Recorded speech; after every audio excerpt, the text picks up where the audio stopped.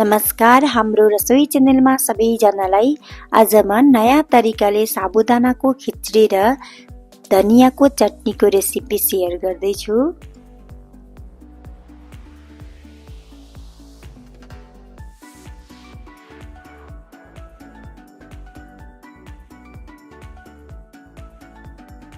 एउटा बटुकामा साबुदाना लगाइदिम।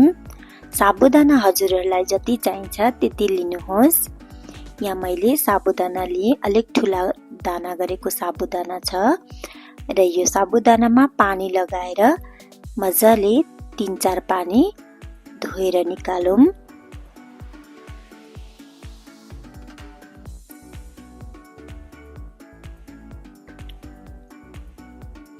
अब यतिको साबुदानालाई एउटा टिफिनमा, बिर्को भएको टिफिनमा यो साबुदाना सबैलाई राखौं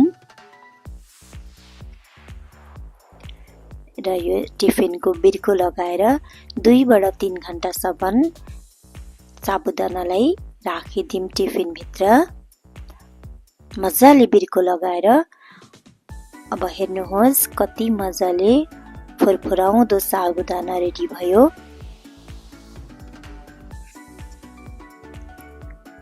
एकदम मजाले रेडी भइसकिरह साबुदाना।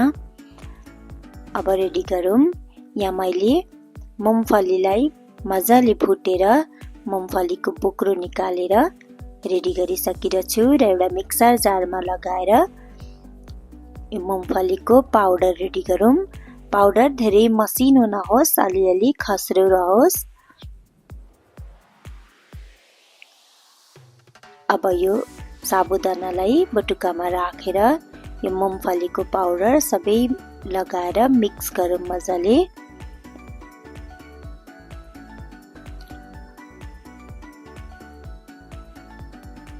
नयाँ तरिकाले साबुदानाको खिचडी बनिएर रेडी हुन्छ। हजुरहरूले अवश्य ट्राई गर्नुहोला यस्तो तरिकाको खिचडी।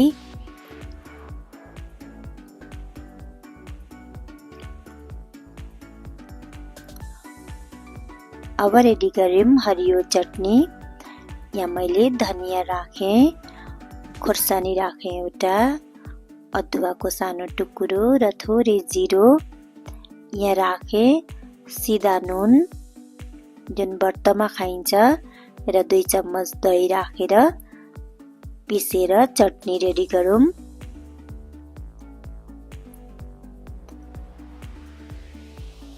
चटनी रेडी भइसक्यो।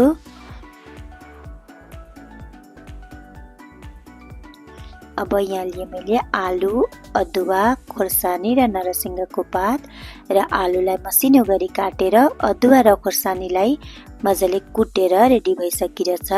अब एउटा कराई बसाएर घिउ लगाइदिम 2 चम्मच।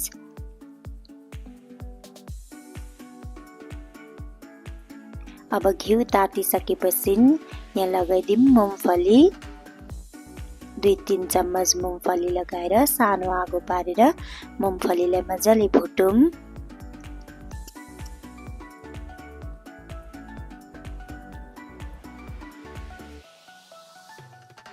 अब लगाइदिम आधा चम्मच जिरो।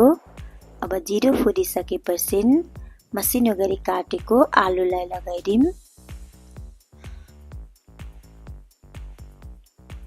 र आलुलाई सबै मिक्स गरेर मजाले 2-3 मिनेटसम्म पाक्न दिम।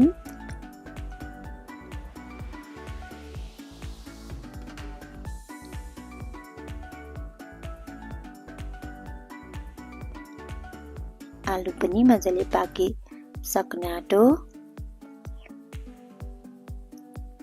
अब लगाइदिम खुर्सानी र अदुवा कुटेको र नरसिंहको पात र सबैलाई मिक्स गरौँ।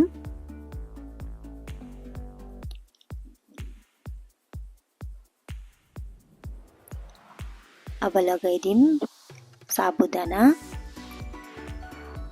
सबै साबुदानालाई लगाएर मजाले मिक्स गरौँ।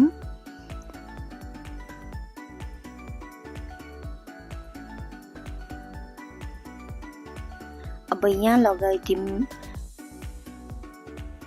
सिधा नुन जुन हामी व्रतमा पनि लिन्छौं र हजुरहरूले यो व्रतमा बनाउनुहुन्छ भने चाहिँ नुनको जग्गामा चिनी लगाउन सक्नुहुन्छ र यस्तो तरिकाले बनाई हेर्नुहोस् साबुदानाको फुरफुराउँदो खिचडी।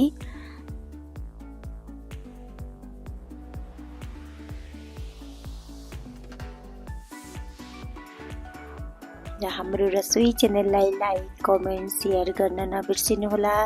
सब्स्क्राइब गर्नुभएको छैन भने प्लिज सब्स्क्राइब गर्नुहोला र यस्तो तरिकाले साबुदानाको खिचडी बनाएर